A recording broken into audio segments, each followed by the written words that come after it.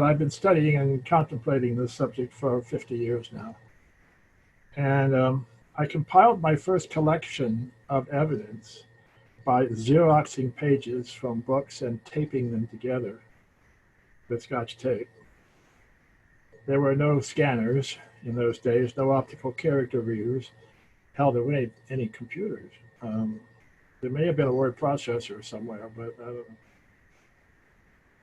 Anyway, a few years after I retired, I came across that pile of tattered papers. And I decided, see if I could put them into it, make a better book out of it. I worked in publishing field most of my life, so I didn't feel like I knew nothing about putting together a book. So by then I read a lot more material. And I guess I should go to the start screen, shouldn't I? Okay, so this was supposed to be up while I was talking, sorry. Anyway, by that time, I read so much more material, I decided to write another book, and that came out as The Survival Files.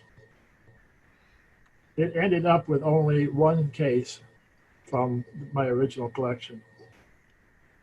This book was very well received. I got a lot of wonderful reviews on it. I was encouraged to continue my work, and I ended up devising what I thought of as an objective rating system for these cases. Trying to be not subjective, but a total number system, and that created the Survival Top 40.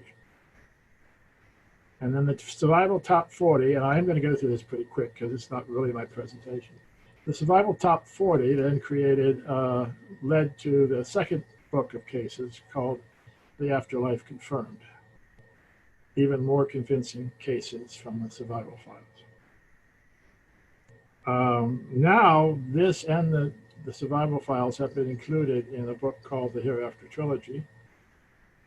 And the third book is called Top 40 Remains, because it was the cases that remained over after I did the first two books.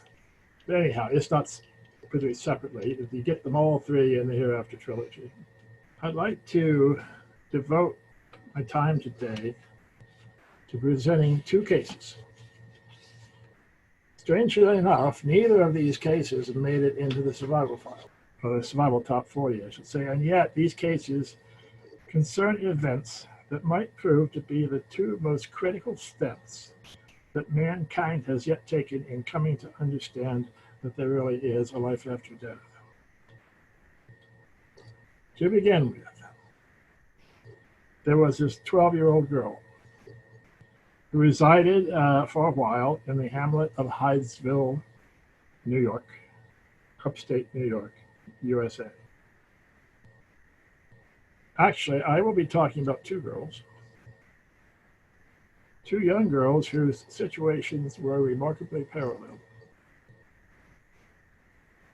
Not only were they the same age at the time of the key events, each had 5 siblings, each lived in a rented house, wherein they shared a bedroom with an older sister. Most importantly, they were the focus of spirit communications that have far-reaching consequences.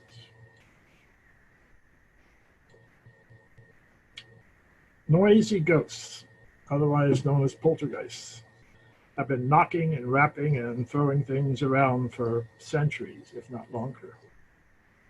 Many fantastic displays of their power have been well witnessed, thoroughly researched, and of course, highly sensationalized by the film industry. The events that occurred in the presence of our two young ladies were rather ordinary, as such manifestations go. In fact, they were limited to some simple rapping noises.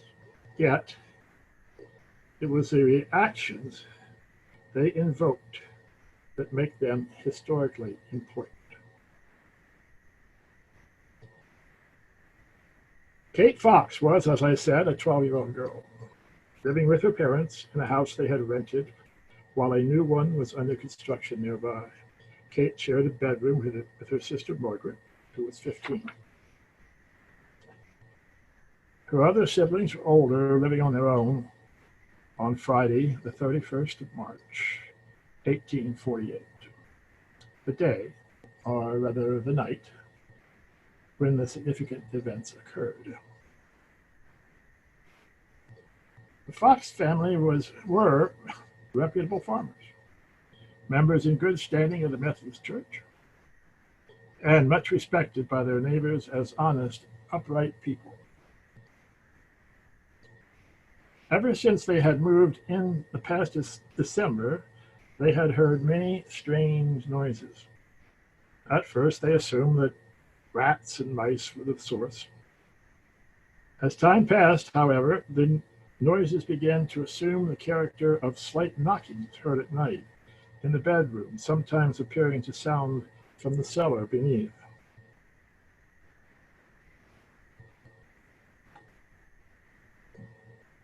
Then the family noticed that these raps, even when not very loud, often caused a motion, tremulous rather than sudden, a sudden jar of the bedsteads and the chairs and sometimes of the floor. This motion was quite perceptible to the touch when a hand was laid on a chair and was sometimes felt at night to the slight oscillating motion of a bed.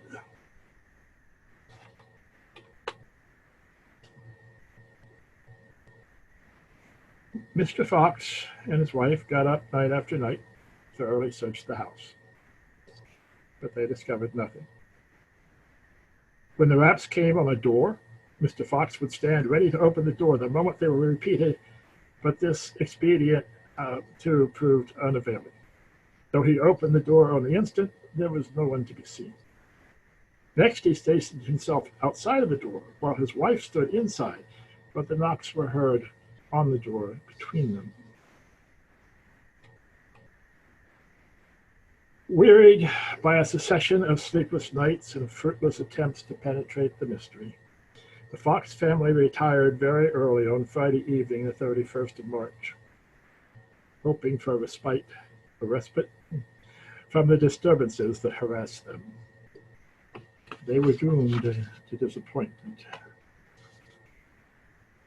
The parents had moved the children's beds into their bedroom, but scarcely had the mother seen her daughters safely beneath the blankets and was retiring herself when the children cried out, "Here they are again!"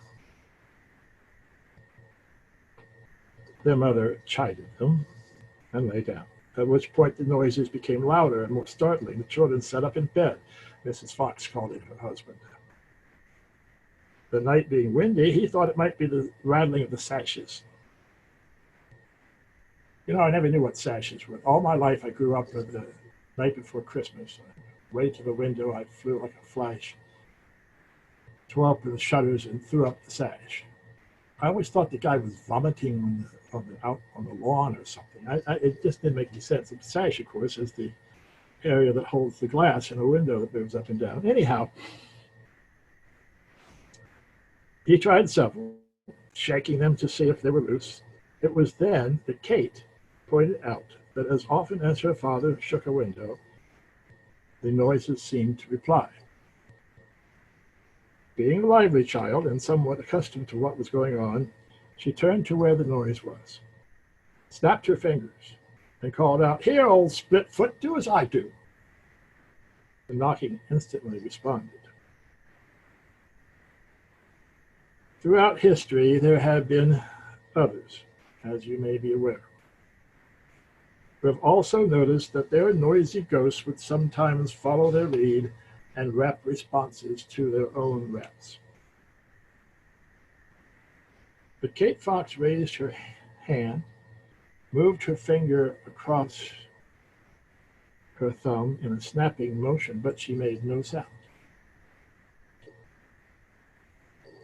Immediately, a knock sounded to this silent snap. Clearly, the maker of the noises could observe what was happening in the room. Kate called her mother's attention to this phenomena, and as often as she repeated the noiseless motion, so often responded the rats.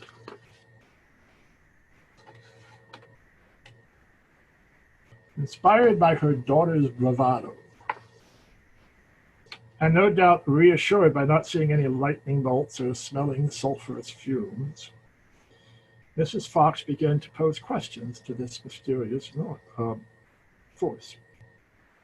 "Count 10, she said, addressing the noise. 10 strokes, distinctly given. "How many children have I?" she asked. 7 strokes. Ah, she thought, it can blunder sometimes. And then aloud, "Try again." Still, the number 7 was given. Then she remembered. "Are they all alive?" she asked. Silence for an answer. "How many are living?" 6 strokes. "How many dead?" A single stroke. She had lost a child. This sort of spectral repartee went on for a while, and then Mrs. Fox went where no one had gone before. She asked, "Are you a man?" No answer. "Are you a spirit?" One rap. "May my neighbors hear if I call them?" Rapped again. I think I was slide behind there, sorry. Thereupon she asked her husband to call a neighbor, Mrs. Redfield, who came in laughing. But her attitude was soon changed. The answers to her inquiries were as prompt and pertinent as they had been to those of Mrs. Fox. She was struck with awe, and when, in reply to a question about the number of her children, by rapping 4 instead of 3, as she had expected, it reminded her of a little daughter whom she had recently lost. Other neighbors, attracted by the rumor of the disturbances, gradually gathered in until the house was crammed with folks.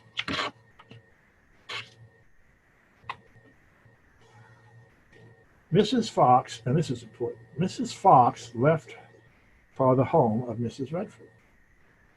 Kate and Margaret were taken home by another neighbor. Mr. Fox remained in the crowded home. The raps continued. Having formed a sort of informal committee of investigation, the crowd, in true Yankee fashion, spent a large part of the night probing for information. They began to question the rapper using a 20 questions methodology. Although we have no record of who thought up the idea, it was Mr. William Dewsler who, on that first night, sought to obtain information that could not be determined by simple yes or no answers by calling out the letters of the alphabet. The spirit claimed he had been a peddler who was robbed and murdered by a former tenant of the home, and his body was buried in the cellar. This story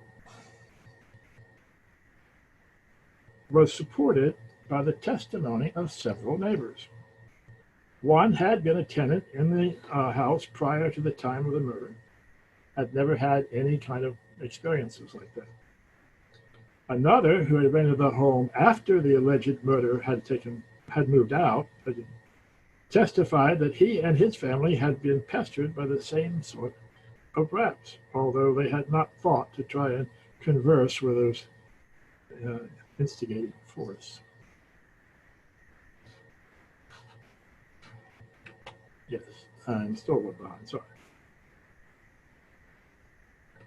Even the man accused of being the killer and his wife had complained to the neighbors about sounds that kept them awake at night. The events at the Fox home were the sparks that united an explosion of interest in spirit communication that reverberated throughout the United States and Europe for many decades. There's a great deal more that could be said about the case, but the critical point is this.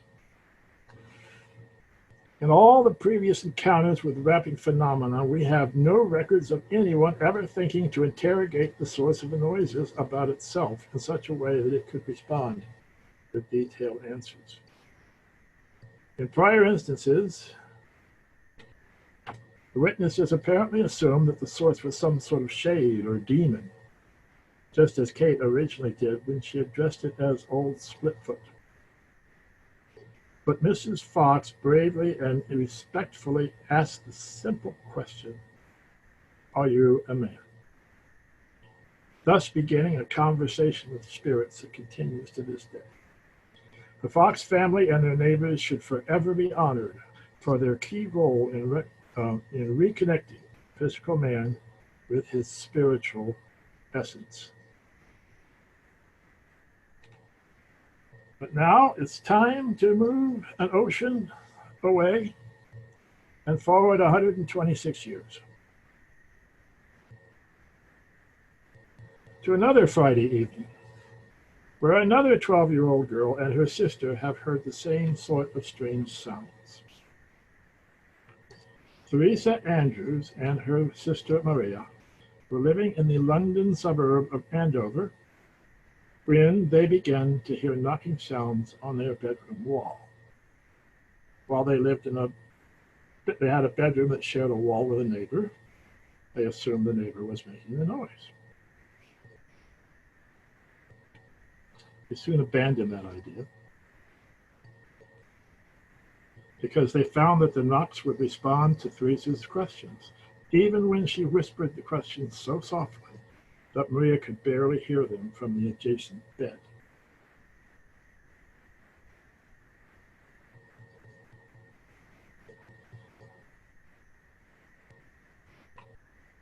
Despite never having heard of the Fox sisters or any other real-life spirit communications, the girls developed a code in which one knock meant yes, two meant no, and three meant the answer was unknown.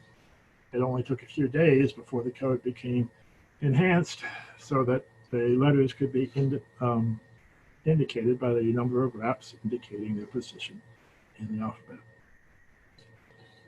Others, including neighbors, clergy, and police, were shortly called in to witness the events.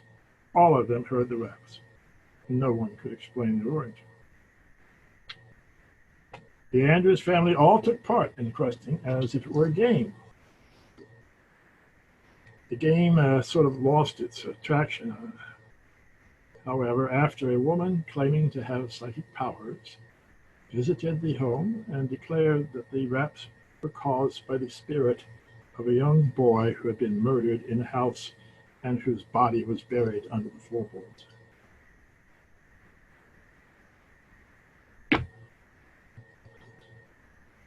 We're not told if this woman was familiar with the tale of the peddler in the cellar of the Fox home. The spirit claimed his name was Eric Waters.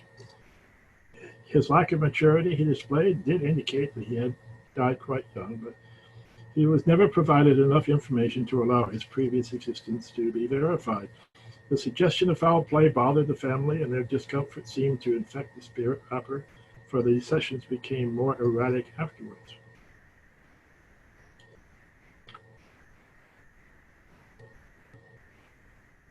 Both erratic and considerably louder. At one time, a researcher arrived on the scene to find a crowd of neighbors standing outside the Andrews house, marveling over the bangs that could be heard 50 yards down the street.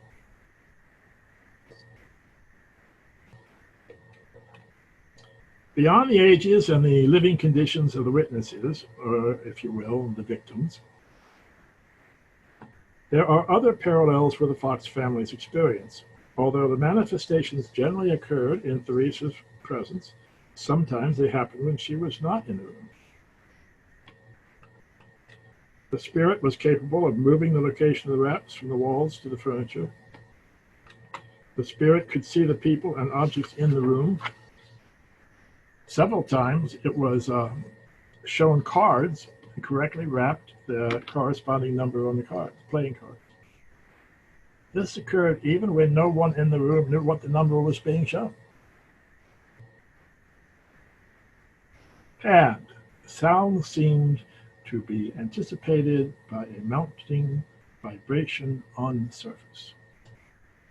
It is this similarity that is the rationale for my telling these tales to you.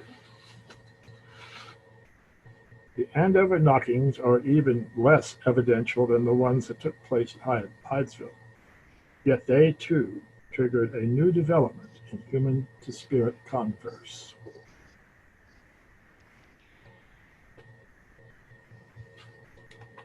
Meet Barry Coleman,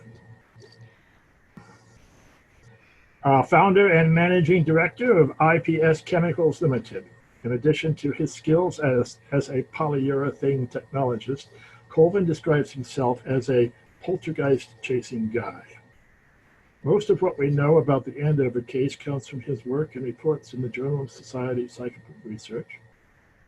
But what sets the case apart from the usual poltergeist investigation is what sets Dr. Colvin apart from the typical ghost hunter, is the work that he performed after his investigation. His analysis of the acoustical properties of the raps and knocks. In April 2010, he published a 29-page report of his tests on the Andrews rappings and several similar cases. The technologies are far too complex to accurately relay here, so the following simplified synopsis will have to do. When one object is struck again upon another, such as a knuckle on a wall, a stick on a board, or a hammer upon a railroad spike, the sound wave will taper off differently depending upon what objects collide. But the wave always begins abruptly. For example, a bell will ring for some time after it is struck by its clapper, but before it is struck, it makes no noise. And when it is struck, the sound produced is instantly as loud as it's going to get. That is, sound waves reach maximum amplitude immediately. The wave front here illustrates that characteristic, which has been shown to hold no matter what the objects are, including knuckles on a wall, a spoon tapping a wine glass, and a rubber mallet striking a rubber mat. But waveform analysis of the recordings made of the Andrews raps show a marked difference. Instead of reaching maximum amplitude immediately, the sound builds to a peak over time. As a scientifically minded investigator, Coleman performed the same analysis on every alleged poltergeist recording of which he could obtain a copy. In all 10 of these, the identified waveform was obvious. Every rap known to be made by living humans reached maximum loudness instantly. Every knock, rap, or bang of apparent paranormal origin exhibited a more gradual rise to maximum amplitude. These 10 cases were not reported, were not picked because anyone thought they were the strongest or the most evidential, but simply because they were the ones for which recordings were available. This means their selection for analysis was essentially random and indicates a high probability that most, if not all, similar claims of paranormal raps should be assumed true until proven otherwise. When Colvin noted that he seemed to feel a vibration in Teresa's headboard prior to hearing the knock, he was correct. As were the citizens of Hydesville, New York, who spoke of the tremulous nature of the raps in the Fox home. In the future, investigators might be able to save a great deal of time using this approach instead of spending hours peering behind doors and under tables. Likewise, we no longer have to suffer skeptics' claims of hidden accomplices or popping toe joints. If acoustical analysis says sounds aren't of incarnate origin, the argument should be so. Perhaps even more important to the human race is that Coleman seems to have developed convincing evidence, if not absolute proof, of the existence of a heretofore unknown source of energy. For decades, we've been reading about the search for whatever it is that powers UFOs, while all this time, a truly alien energy source has been right under our noses, or inside our tables and walls. The topic is outside the scope of this presentation, but it's an interesting concept, so I couldn't resist bringing it up. To get back at the subject at hand, replication of Coleman's work by other scientists is required, but these special waveforms certainly appear to qualify for what Alex Emick calls the crucial demonstration of the existence of paranormal phenomena. Now, demonstrating that a sound was not made by any physical action does not prove that it was made by the dead. But it does demonstrate the existence of a mental, spiritual powers capable of affecting our physical world. Given the fact that some intelligence is proficient at discerning our actions, responding wisely and sometimes wittily to our questions, providing information unknown to us, and manipulating physical matter in which ways we cannot, it seems both illogical and presumptuous of us to reject its claim of being an independent spirit who once lived on Earth. In summary, then, the two key developments so far in our coming to understand and benefit from spirit communications are realizing that we can profitably carry on conversations with those who have passed on, and obtaining a definite procedure for identifying and confirming the now non-physical nature of the sources. The story of the Fox sisters, the Andrews rappings, and the history of the rapping phenomena in general is told in considerably more detail in the Hereafter trilogy. And I thank you all very much for your time.